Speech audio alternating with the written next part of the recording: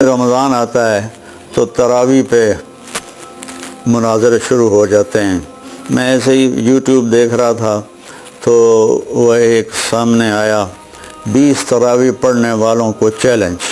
او بھائی اللہ کے واسطے یہ چیلنج اپنے پاس رکھو۔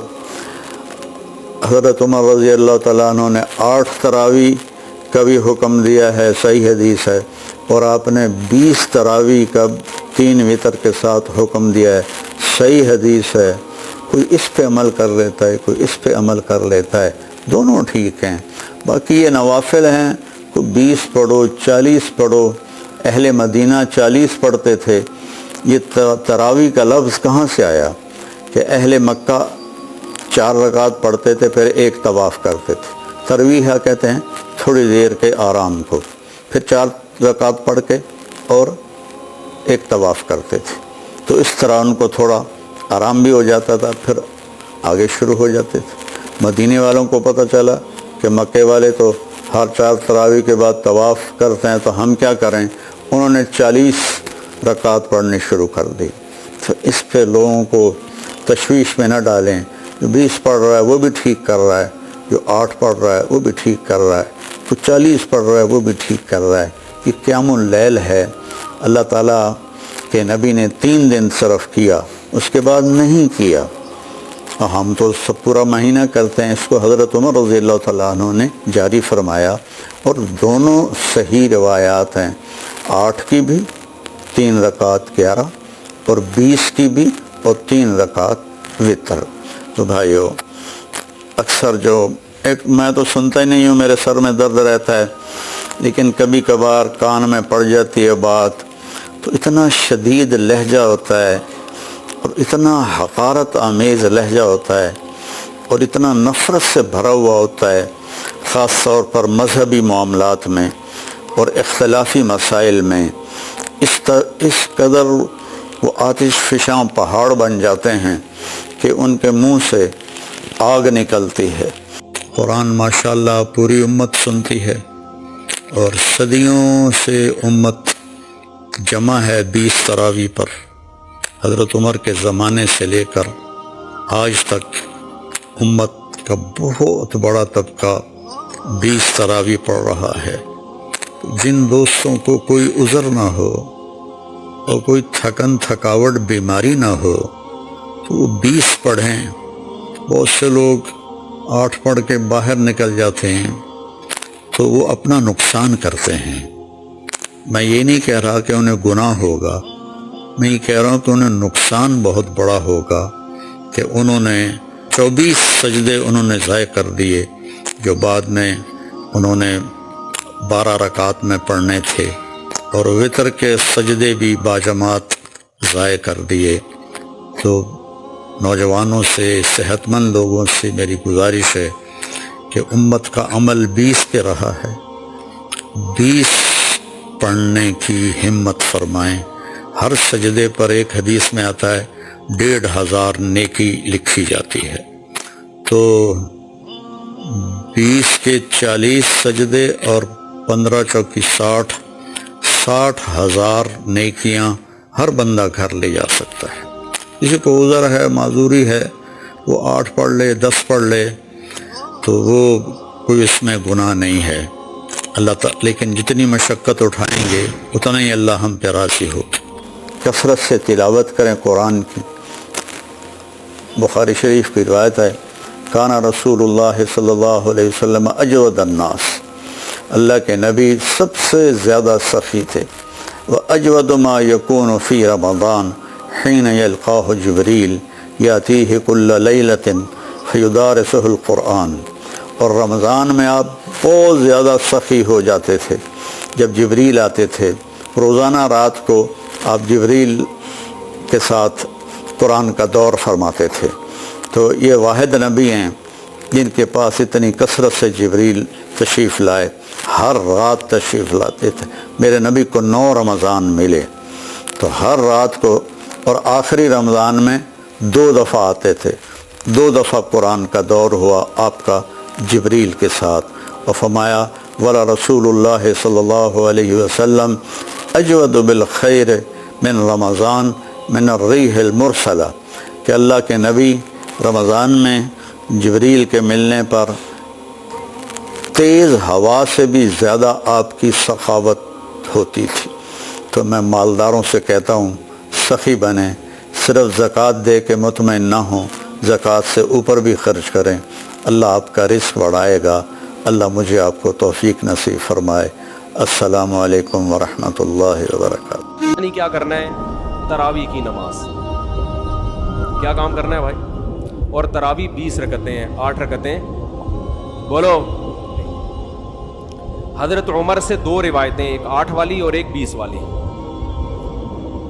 کہ حضرت عمر نے کتنی دیکھو نبی صلی اللہ علیہ وسلم نے تراویح کی کتنی رکعتیں پڑھی ہیں، کوئی بے غبار حدیث میں ہمیں اس کا تذکرہ نہیں ملتا، بس اتنا ہے کہ 3 دن پڑھی ہے، بس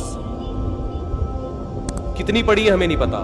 یہ ہمیں حضرت عمر کے عمل سے پتا چلتا ہے، کیونکہ حضرت عمر بدعتی بولو نہیں ہو سکتے، کیونکہ انہوں نے جب جماعت سے 20 رکعتیں پڑھائی ہیں حضرت عمر نے، تو اس کا مطلب نبی نے ان 3 دن میں کتنی پڑھی تھی۔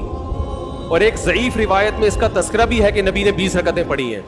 تو ضعیف روایت کی تائید جب خلفائے راشدین کے عمل سے ہو گئی تو وہ ضعیف بھی عملاً کیا بن گئی؟ صحیح بن گئی ہے وہ۔ تو حضرت عمر سے 2 ہیں، 8 بھی اور 20 بھی۔ 8 والی پر امت نے کسی امت نے عمل ہی نہیں کیا، کیونکہ وہ بالاتفاق مضطرب ہونے کی وجہ سے ضعیف ہے، سند کی وجہ سے نہیں بلکہ مضطرب، کیونکہ جو راوی حضرت عمر سے 8 بیان کر رہا ہے وہی کتنی بھی بیان کر رہا ہے؟ 20 بیان کر رہا ہے۔ اور جب ہم صحابہ کے دور میں دیکھتے ہیں تو ہمیں سب جگہ 20 نظر آ رہی ہیں، 8 کہیں بھی نظر نہیں آ رہی۔ تو یہ کیسے ممکن ہے کہ حضرت عمر نے 8 شروع کی ہو اور کوفہ، بصرہ، دمشق، شام، مصر سب جگہ 20 ہو رہی ہوں؟ اس سے پتہ چلتا ہے کہ حضرت عمر سے جو 20 والی روایت ہے وہ صحیح ہے، 8 والی صحیح نہیں ہے۔ اور اس کی سب سے بڑی دلیل یہ ہے کہ موطا امام مالک میں ہے 8 رکعتوں والی، جو امام مالک نے نقل کی ہے، لیکن امام مالک خود 8 کا فتویٰ نہیں، وہ خود 20 سے زیادہ کے قائل ہیں، وہ تو 20 کے بھی نہیں 36 کے قائل ہیں۔ تو یہ کیسے ممکن ہے کہ کتاب کا مؤلف 8 والی ذکر کر رہا ہو مگر خود اس روایت کو وہ اس پر عمل نہ کر رہا ہو؟ ان باتوں کا کسی اہل حدیث عالم کے پاس جواب نہیں ہے۔ ترمذی میں ایک روایت پیش کی جاتی ہے امام احمد بن حنبل سے، یہ روایت ہے کہ اس میں کوئی مخصوص عدد ثابت نہیں ہے، جتنی چاہے پڑھ لو، لیکن امام احمد کی جو اپنی اصل کتابیں ہیں فقہ کی، اس میں امام احمد کے شاگرد جو امام احمد سے ذکر کرتے ہیں وہ ذکر کرتے ہیں امام احمد بن حنبل کے نزدیک بھی 20 رکعتیں مختار ہیں۔ سمجھ نہیں آ رہی میرا خیال ہے؟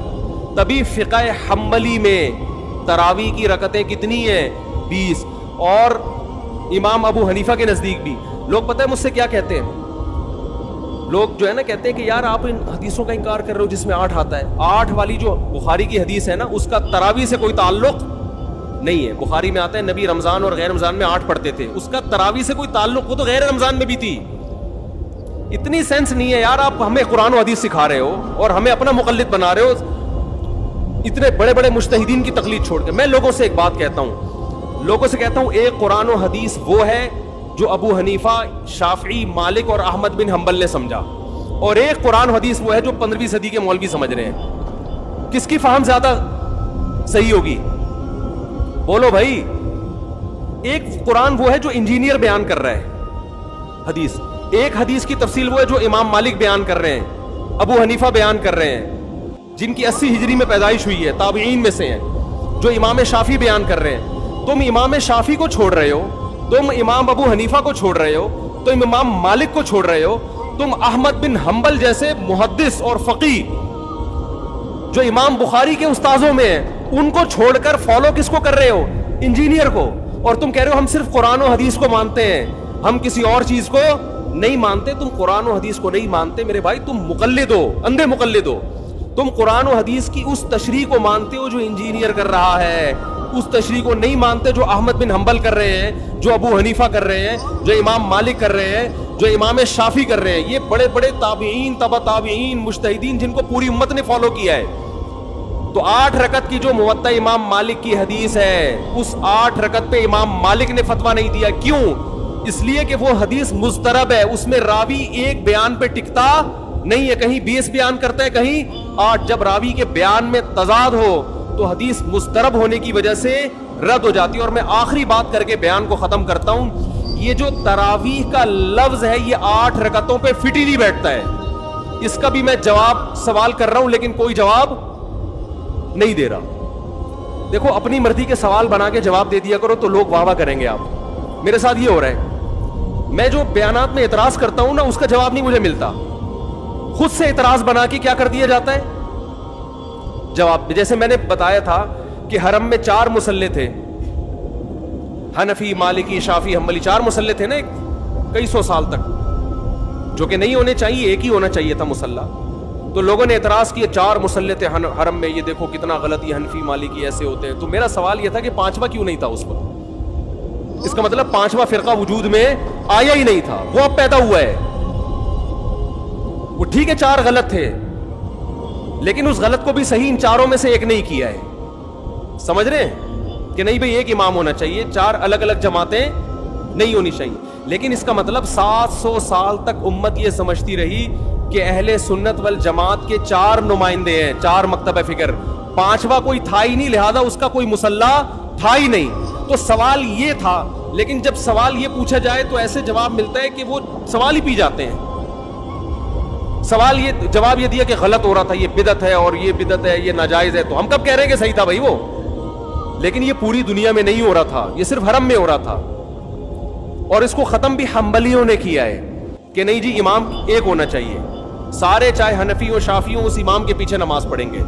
سمجھ میں آ رہی ہے بات کہ نہیں آ رہی؟ تو سوال یہ تھا کہ 700 سال یا 400 سال تک امت کی نمائندگی ان 4 مکاتب فکر نے کی ہے حرم میں, 5ویں نے کوئی اپلیکیشن بھی نہیں دی. اس کا مطلب 5واں تھا ہی نہیں. اور جو آپ یہ مختلف الفاظ بیان کرتے ہو کہ امام احمد بن حنبل اہل حدیث تھے, فلاں میں اہل حدیث تھے, تو امام احمد بن حنبل اگر اس طرح کے اہل حدیث تھے تو پھر امام احمد بن حنبل کے فالوورز کو اہل حدیث کیوں نہیں کہا جاتا ہے, حنبلی کیوں کہا جاتا ہے؟ نہیں آ رہی بات میرا خیال. یہ ایسے ہی ہے جیسے جماعت المسلمین والے کہتے ہیں کہ ہم نبی کے دور سے ہیں, اور پھر بخاری میں دکھاتے ہیں جماعت المسلمین کے الفاظ.